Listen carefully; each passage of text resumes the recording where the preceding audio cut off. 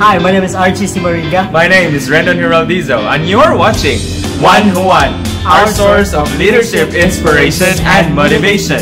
For this episode, we are joined by different leaders from different fields, and they're sharing with us their favorite quotes. So let's learn together with these quotes for Juan.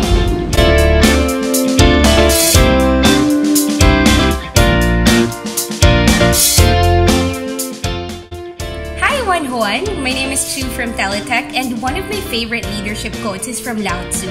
It says, "To lead people, walk behind them." I'd like to get your idea or your own interpretation of this quote. Thank you. Thank you so much, Chu, for that beautiful quote. It's very straightforward. Yeah. It's very simple, and that's what I like most about it. And though it's very simple, it can be very deep. No matter how short, simple, straightforward, for sure, lain-lain po tawag interpretation na nga quote ba. And lain-lain matag interpretation, so maybe we can hear your interpretation first. Well, what I think about it is, we've mentioned this or we've discussed this atong first episode. Yeah. Being selfless. Yeah. So you put people or other people first before yourself. And simply lang imuhang needs is dili sa nimo i-think. Yeah. You're being selfless. Yeah.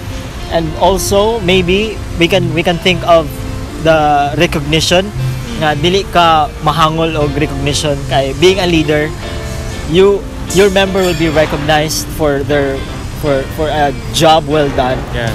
Pero para sa imuha is madouble na sa imuha, para sa imuha lang ang recognition madouble na kay mo balik ra ba para sa imuha. But dili nimo i-embrace ang recognition because it's not for you. It's for your member. True. However, I'm interpreting it in a different way. Literal siguro kaya na ko ni pagka-interpret, no? Pero I'm interpreting it in a manner nga like kung leader ko, if na ako sa likod sa akong mga members, then I'll see what they're doing. And then if there's a point wherein I need to redirect their focus or their attention to something, makita ko ba? Whereas if na ako sa front and then they're at my back, di ba, wala gid ko opportunity makita kung nagunsa sila. So that's I think the message of the quote na we should be mentoring people, and when we mentor people, we should be looking at them at this perspective. Nga dapat makita na ko sila kung unsa ilang gibuhat, so that if anything goes wrong, di ba, nakasabot na ko kung asa madapita ang butang nasayo or what caused it to go wrong. And then ako silang ma-redirect sa saktong path kung asa gid sila padung. Because we have different interpretations of the quote, but we can marry it together, no? Yes. Like ikaw you focused on the recognition part and not taking and being selfless. Not being kana bang dili nimo i-take ang tanan nga credits. Nya ko kay ako interpretation is about mentoring, it's about putting them at the right direction if ever ma-derail sila. And then also the imong gingon nga or sa imong gingon ganiha nga ikaw man nakasuluyo and you're mentoring them. Yeah. That's why dili ka mahangol og recognition. You don't want to get all the credits kay you're their mentor. Yeah. And og unsa man ilahang madawat, malipay ra ka as a mentor. Yeah. So that I think that's the point. That's the biggest part of this particular quote. Yeah, you mentor, and also you're being selfless. You're putting people first. True. And as a leader, I think we take our recognition from the fact that our members or our subordinates are recognized. Diba? It's not man nga we get recognition all the time, but sometimes it becomes implicit na ba nga kung ako ang members, ako ang subordinates na recognized, that means I'm also being recognized. It goes back to you. Being leaders, ni grow na ta into something more mature siguro in taking recognition. So nila pa sa tana nga term na to nga mangita jud tag na mo appreciate. True. So we would like to thank Chu for a very good quote. And thank you for supporting OneJuan. Thank you, Chu. Thank you very much, Chu.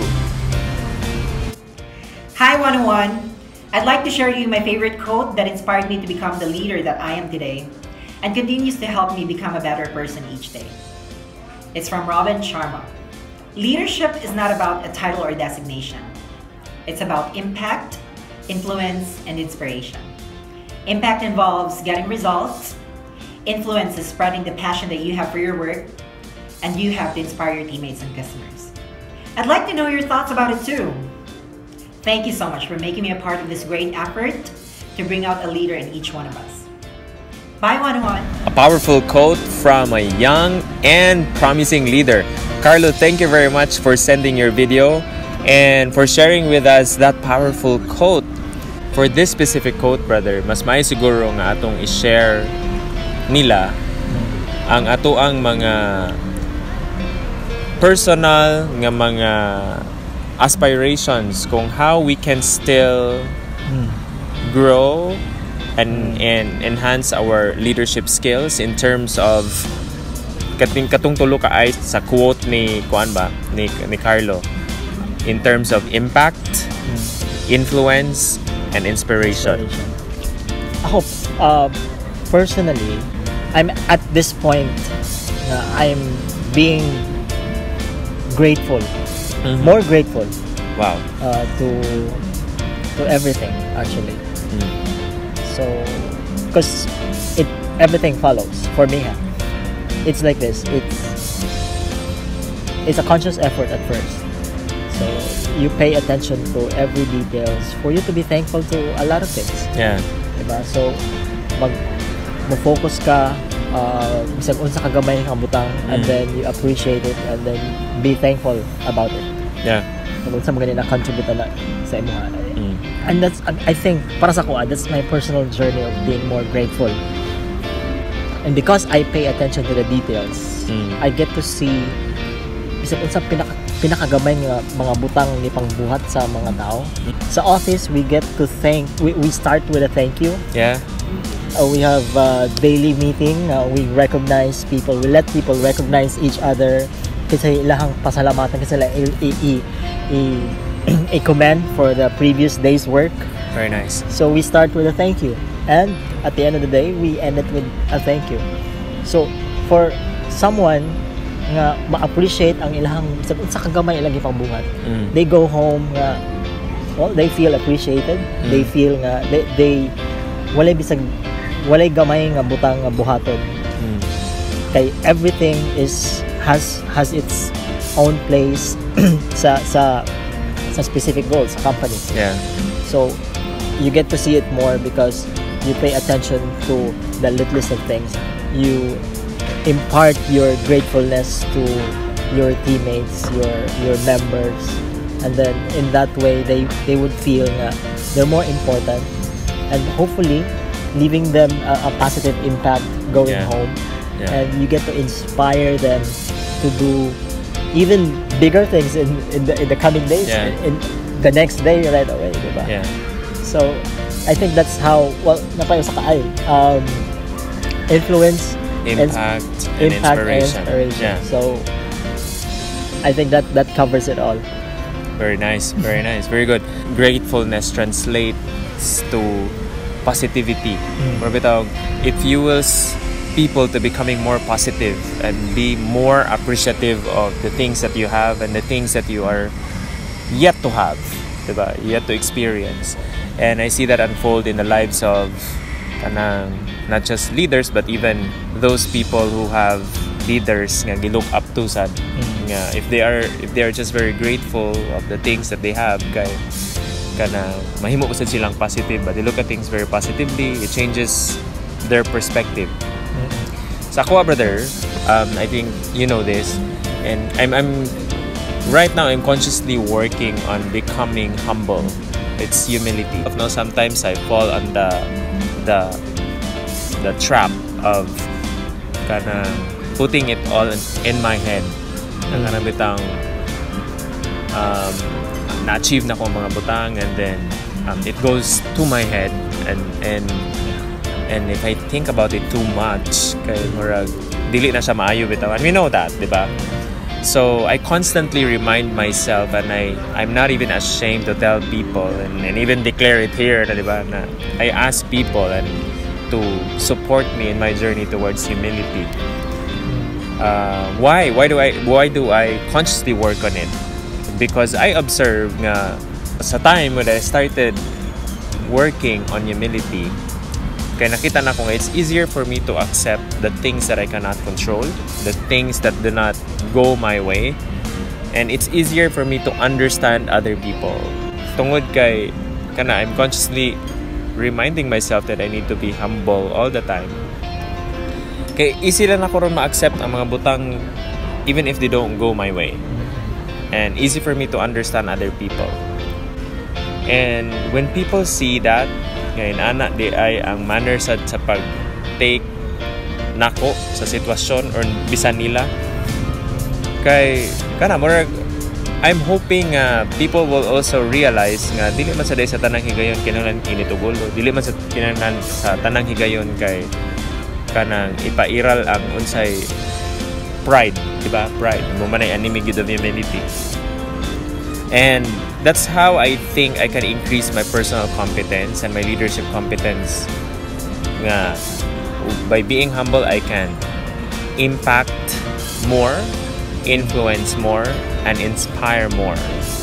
I'm consciously reminding myself about it kay makita sa nako ang results man, not just to me but even to the people nga I closely associate and interact with on a daily basis.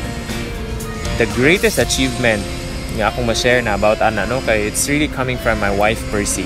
Nga si Percy mismo maingon gyud nga I'm amazed at how you have changed over the weeks and days. You are constantly reminding yourself of this journey towards humility. And I like it. I like it nga someone validates it to me nga naagi day effect sad ang akong gibuhat. Ako pong remind akong self nga okay, observe the effect or the impact that this journey is creating not just to my life but more importantly to the lives of other people. If you're grateful even to the littlest of things, yep, it gives you time to think, it gives you time to reconsider and evaluate situations, yeah, to reflect, and in turn you get to embrace the part of you bang you're leaning towards someone mas powerful, yeah, mas bigger sa imo, yeah, and that makes you feel like that would make you feel more humble. Yeah, being more humble is basically what is Brother Rendon's going through, ihangi improve, and I think we all could use more humility in our lives. Agree. Not just at work, even on our personal lives, especially yes, at home. Again, thank you very much, Carlo, for sharing the quote. It was a long quote, yeah. So pero it's worth it. It's a very good. I think we had a very good discussion around it. So yeah. Thanks for the contribution to Juan. Thank you. Hi, my name is Cara, an inspirational leader from the Philippines, now in Dubai. One of my favorite quotes of Zig Ziglar is that the greatest good we can do for others is not just to share our riches with them, but to reveal theirs. We'd like to get your insights and inspirations you may have in this quote. Thank you, shukran, salamat po. Thank you, Cara, all the way from Dubai. Wow. And thank you for supporting OneJuan. Thank you. So this time, ang kaning quote, brother, ato siyang hinumduman tong atong experience sa una nga naay tao or maybe daghan ni sila nga wala lang ni share sa ilahang riches sa ato but they also revealed to us kung unsa sa dang riches kana nato. This could be in any form, like our potentials, our giftedness, ang atong capabilities, and atong i-share kung giunsa man nila pagbuhat, giunsa man nahimong effect ana sa ato. And I like the sa quote ba nga yung taog riches. It doesn't just mean physical or literal nga riches nga kwarta lang. Yeah. So this could mean power, authority, influence. So musud sa akong manahon na dayon is ang pag-jump nako into jump sa kaning industry karon. It was a big move. I didn't know what to do. Basta sure ko nga I needed to do it. I needed the change. Yeah. And luckily I had mentors who believed in me, giving me the full support, giving me the freedom to do whatever is necessary ba. But more customize ako unsa man gani kinahanglan pang buhaton. So ang ako lang nakuha ato is because of the things nga gihimo sa mentors nako. I was able to see ba nga there are a lot of things nga I did not know about myself. Yeah. Nga kaya di ay. Nga at first, of course, maabot gid ang doubts kay I was comfortable with what I had before. Yeah. And then I felt like mura man siya og I needed a change, I needed a challenge. So when I transferred to this particular industry, then daghan kong questions. Pero because of the support nga gihatag sa ako and again the freedom to do whatever I think nga necessary ba. Yeah. I would say nga it's a different person na karon. Wow. Because of the positive change that I've made over the past couple of years or so. Wow. Nice. So it changes you as a person. Well, eventually it will change you as a person. It changed me kay akong professional life is 90% of my day is basically work. Yeah. Now, True. it's what if I've made those changes ako ang professional life, eventually mugawas mi siya sa akong personal life as well. So to my mentors, thank you very much. Good. Nice sharing. And nakita na ko ba nga leadership transforms lives. And I think that's what happened to you. Sa ako as a brother kay I feel na it all started from trust. Nakanabitang when people trust me nga I can do things nga sa ako ganing una di man ako na makaya buhaton or things nga sa tanaw na ko sa una imposible man kaayo nako makita na kong kaugalingon nga mo engage into this specific activity, for example, but because I met a lot of people who trusted me. So I think ang trust nila ba kay mo bitag nahimong compelling force for me to okay, let's do it bisag dili ko sure nga mabuhat na ko siya. And because of that kay daghan kog na discover hala pwede man giday kaayo pwede man giday kaayo nga magin-ani ko, pwede man giday nga ako siyang ma-explore pa more. And more importantly na discover na ko nga nanday ko'y talent ngayon ani naman day ko'y kanang potential nga mahimo pa or ma-enhance pa nako ni nga giftedness ako and I would not have realized it if not for these people nga mao'y nag-trust and mao'y naghatag aning compelling force for me to do it. If you say nga naka-change sa imong life, ang ako siguro is it changes my belief in myself. Nga kanabang ay sa nagtuo ko sa unang nani ra day akong kaya, nani ra I'm only called to do this. But when people saw my potential, I can do more, and that's when I realized nga okay, so dili dahil lang ko inato sa akong gituhuan sa una, and I can do more. I can be more. So it changes a belief system sa ako about myself. And that it's so powerful as an experience ba nga you meet people like these people that we are talking about. Nga dili gyud sila nagunahuna lang para silang kaugalingon, and they're not even sharing their riches to us. But come to think about it, they help us discover our own riches. Right. And yeah, go ahead, sorry. Ako just like sa imong ingon ba that they trusted us. So I think that they have pushed us to do things we did not know we're capable of. I think that's the common ground. Yeah. Also, there's another one. Ang trust would entail nga our mentors, these people, took the risk. I know, di ba? Di ba sila sure nga succeed ba ni nga person. Yeah, I know nga I trusted this person, pero kanang dili man gid siguro na wala man gid siguro assurance nga if you trust the person, kabalo ka nga mas successful ani ang person nga imong i-trustan.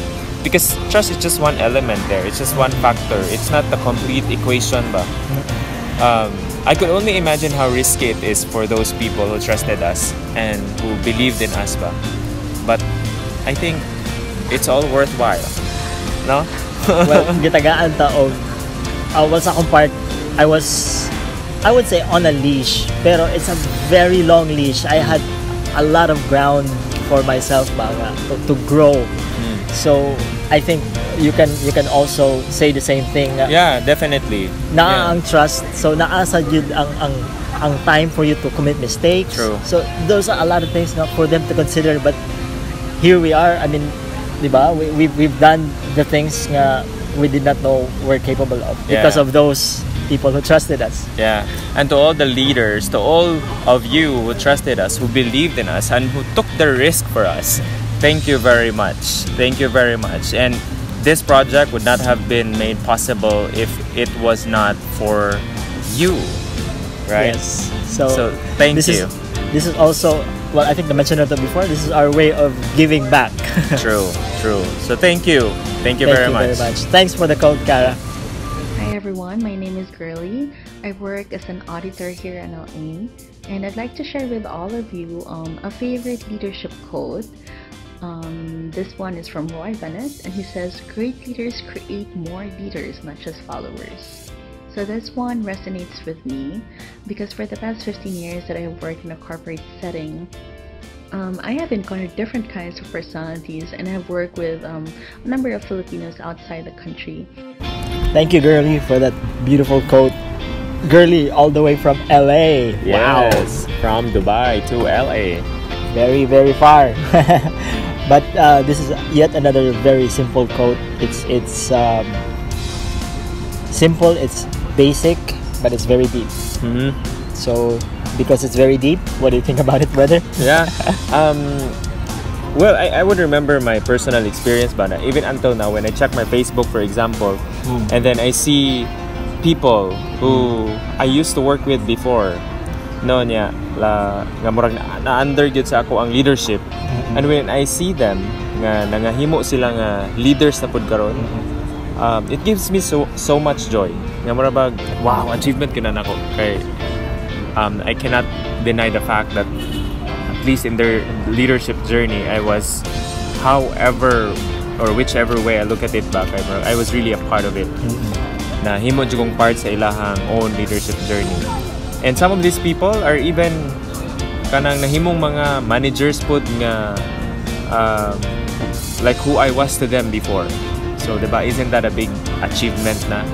So I think that's what the quote is telling us. Na if we are leaders, our goal should be that we create more leaders and not followers. And as we do that, I think that's the greatest achievement every leader will have in the leadership journey. Yes. And when I look at these people, the ones that I was telling you about on Facebook, kana lang akong wish po ba, if ever they're watching this video right now, akong wish is they'll do the same thing, na they'll multiply ba, they'll multiply the leadership experience, the journey. The measurement of our leadership is when we see the people that we're leading becoming like us, or even becoming more Better. diba, and better than us. Ikaw, brother, ano sa man imong masultihan na quote gikan ni Girlie? Well, same sa experience ba nga you see, well, you see the mga doubts before when you were still trying to mentor them. Yeah.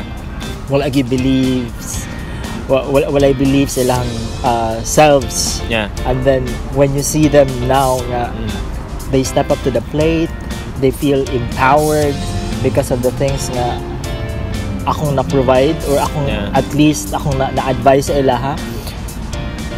That's just work, ha? And then you see them mga they're really embrace nila ang role. Yeah.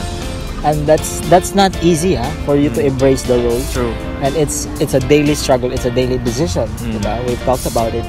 And you see them they were very reluctant before, and now sila pa ang mag-push sa ilang teammates, sa ilang mga kauban nga, oh, you do this and that. True. Just to achieve a specific goal.